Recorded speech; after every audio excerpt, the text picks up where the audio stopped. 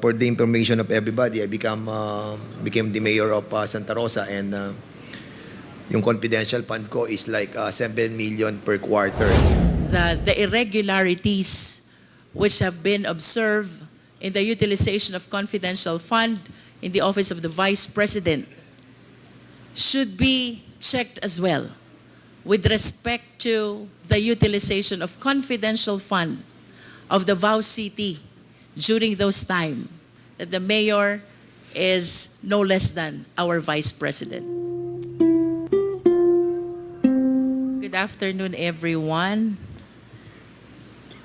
Attorney Camora, Yes, the questions are directed to you. Before I proceed to the questions, I just want to have a clarification first about the confidential fund that were given to the OVP. Am I correct? We have 125 million for the last quarter of 2022. The same was utilized from December 20 to 31 of 2022. Yes, Mr. Chair. And on the succeeding year, that is 2023, the OVP was allocated also a total confidential fund equivalent to 500 million. Do you confirm? Yes, Mr. Chair. And out of the 500 million, attorney, how much was utilized and how much was unutilized? Mr. Chair, for 2023, they utilized for the first 3 quarters, which is 125 times 3, and for the fourth quarter, they did not cash advance the amount. So may naiwan pong 125 million. In other words, for clarification of the committee, I wish to state for the record that when we speak of confidential fund of the Office of the Vice President, we're talking about 125 million spent from December 20 to 31 of 2022. Another 125 million spent on the first quarter of 2023. Another 125 million spent on the second quarter of 2023. And another 125 million spent on the third quarter of 2023. This is a total, if I am correct, Attorney Camora, 500 million. Do you confirm? That is correct, Madam. Thank Mr. you. Chair. I wish to go back to my question during the last hearing, Attorney. I asked you, paano po ba natin i-distinguish ang confidential fund from regular fund? This time, I want a more comprehensive answer, and please try to laymanize it because I want this to be understood by the Filipino people. As a matter of fact, I am raising this question so the Filipino people will understand ano po ang pagkakaiba ng confidential fund from regular fund. Let us discuss first about the purpose. Yes, Mr. Chair. Ang purpose po ng confidential and intelligence funds are for confidential and or intelligence activities. While yung sa regular funds po, it is for the attainment of programs, activities, and projects other than confidential fund and or intelligence activities. Ito po yung regular na perang ginagamit ng mga government agencies. And if you will agree with me, Attorney, if I would say that when we speak of confidential fund, it has something to do with the national security, peace and order surveillance activities. Am I correct? That is correct po, Madam Chair. And when we speak of regular funds, any other funds except something which has to do about security, peace and order. Yes po, Mr. Chair. Thank you. Now let's go to the procurement. Ano po ang pagkakaiba ng confidential fund from regular fund in terms of procurement? Mr. Chair, in terms of procurement, the regular funds must follow the laws on procurement, which is now the RA 9184 as amended po. as to confidential and intelligence funds to avoid compromising the confidential matters. It usually does not undergo procurement. And do you agree that we have this joint circular which regulate the utilization of confidential fund? Yes, Mr. Chair. Can you share with us what is that joint circular? It is the joint circular issued by the Commission on Audit, the Department of Budget and Management, the Department of the Interior and Local Government, the Governance Commission for GOCCs, and the Department of National Defense. Kanina, attorney, you mentioned about Republic Act number 9184. This is the procurement law as amended, tama? Yes, Mr. Chair. And you would agree with me if I would say, under the procurement law, before you proceed to procurement, there has to be a posting. Yes, Mr. Chair. There has to be an invitation to bid. Yes, Mr. Chair. There has to be a pre-qualifying process for the bidders. Yes, Mr. Chair. There has to be a bidding. Yes, Mr. There Chair. has to be a post-qualifying. Yes, Mr. Chair. And all of this will happen before we issue the notice to proceed. Yes, Mr. And if Chair. I may add, we also require the parties to execute a contract. Am I correct? Yes, Mr. Chair. And all these formalities are not present when we speak about confidential fund, correct?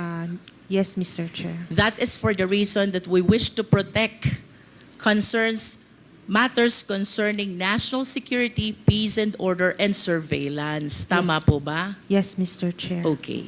Now we proceed to number 3, about liquidation. Ano pong pagkakaiba ng confidential fund from regular fund? Liquidation po for confidential intelligence funds is provided under the joint circular 2015-01. For regular funds, it is COA circular number 97-002. Can we laymanize it, Attorney Camora? Kapag po ba tayo'y magli-liquidate ng confidential fund, anong dokumento ang nire-require natin from the agency? The requirements are all indicated po sa, na-mention po kanina, 4.8 of the joint circular. In substance, would you agree with me that what we are requiring if it is a confidential fund, one is financial plan, is that correct? Yes, Mr. Chair. 2 is the accomplishment report, is that correct? Yes, Mr. Chair. And 3 is the certification of the head of the agency. Is that yes, correct? Yes, Mr. Chair. Whereas when we speak about the liquidation of regular fund, what requirements do we ask from the agency?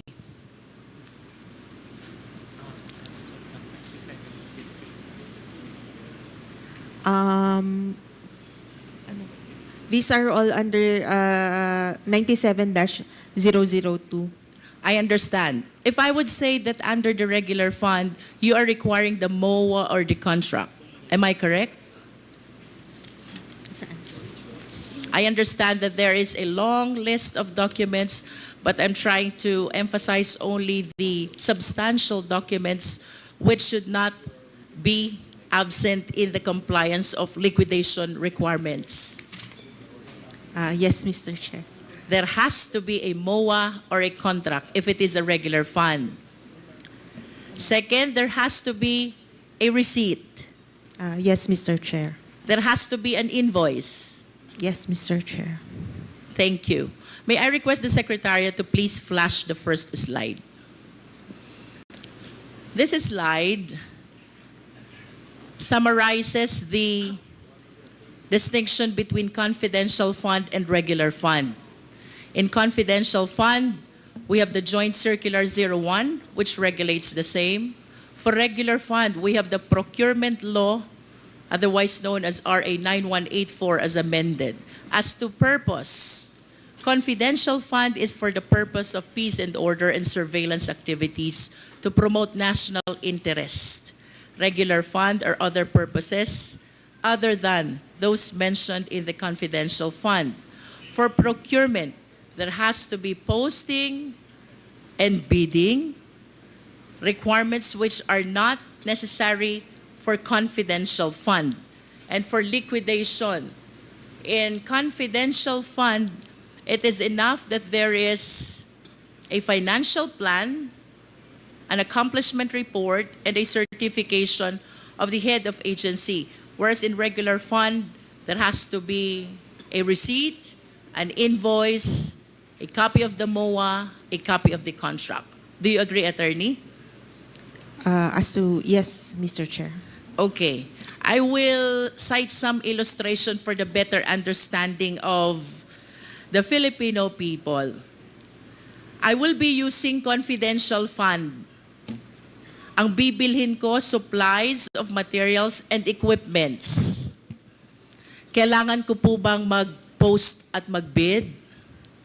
No, Mr. Chair. Kailangan po ba na ang maging supplier nito is the lowest bidder? No, Mr. Chair. No. But if I will be using a regular fund, I will be purchasing supplies of materials and equipment. Of course, I need to go through the process of posting and bidding, and then I need to choose the lowest bidder. Tama po ba? Yes, Mr. Chair. And then, attorney, I will be renting a safe house for surveillance activities. So this is a confidential fund. Yes, Mr. Chair. Kailangan ko po bang mag-posting at mag-bidding? No, Mr. Chair. No. Diretso na sa rental ng safe house for surveillance. Correct? Yes, Mr. Chair. Do I still have to evaluate, invite, to be able to choose the lowest cost of rental for the surveillance? No need, Mr. Chair. No need, because this is a confidential fund. I will be buying a car for surveillance activities. Kailangan ko po bang mag-posting and bidding? No, Mr. Chair. Do I need to choose the lowest bidder? No, Mr. Chair.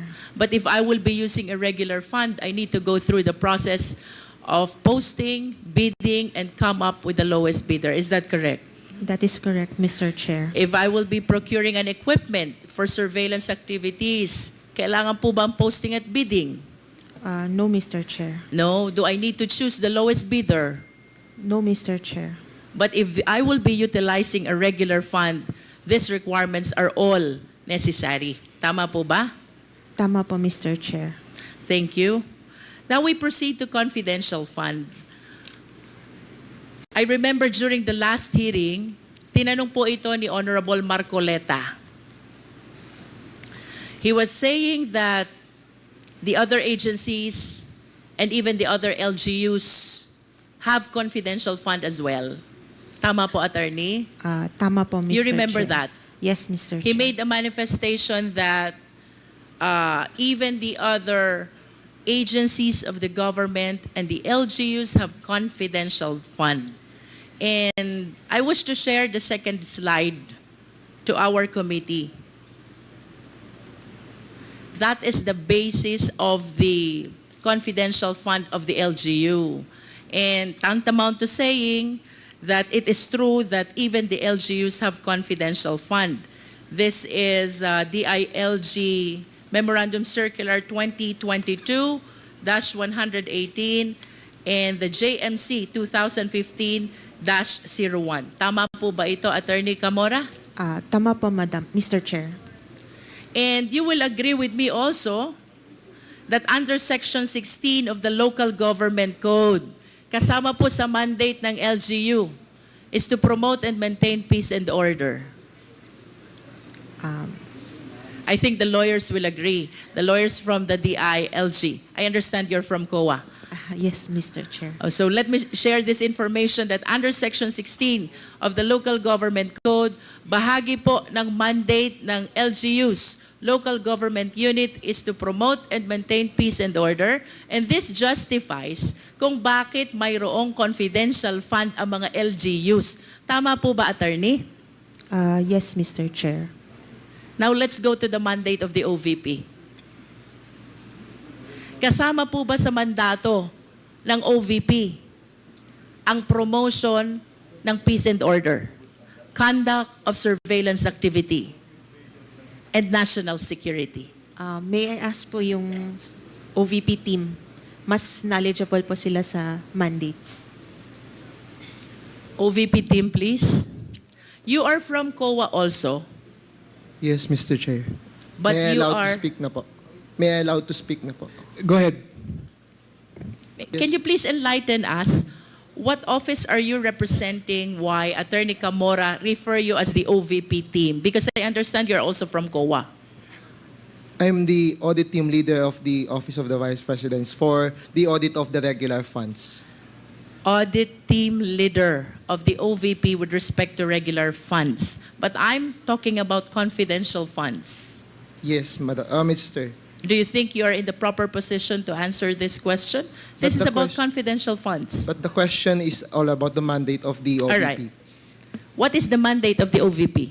Based on the notes to a financial statement of the AR, Annual Audit Report, the OVP, as the second highest office in the land committed to the service of the nation, OVP performs executive, ceremonial, and advocacy functions, collaborating with stakeholders and organizations in both public and private sectors to develop and promote programs that uplift the lives of the Filipino people. That's the mandate of the Does OVP. it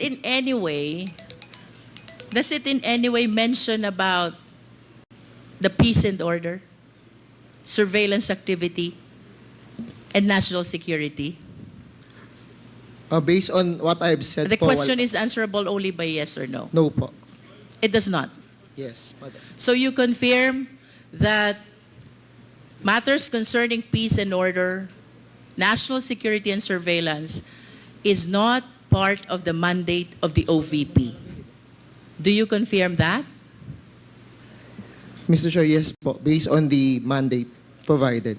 Yes. And why do you think the OVP was given confidential fund, considering that it is not part of the mandate to promote peace and order?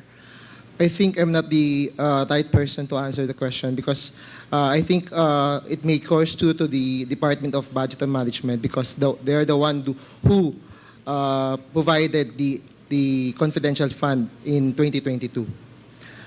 I understand.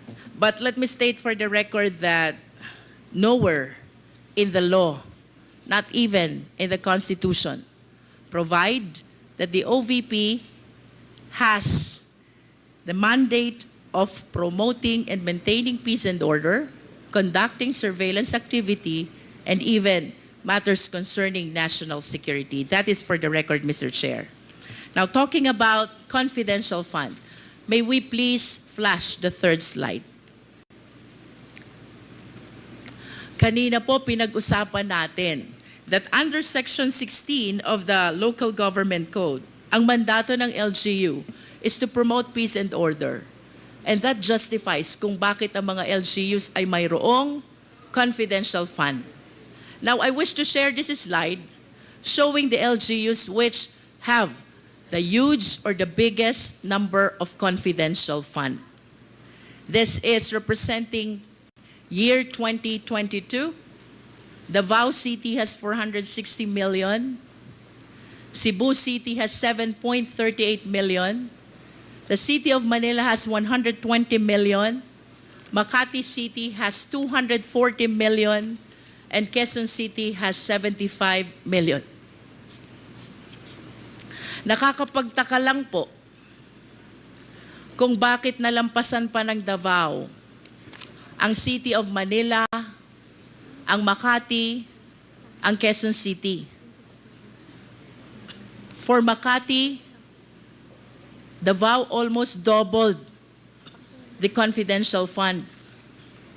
For City of Manila, it almost tripled the confidential fund.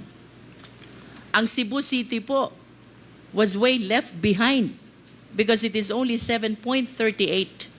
So I just want to state for the record the huge disparity of the confidential fund of Davao City as compared with the other LGUs.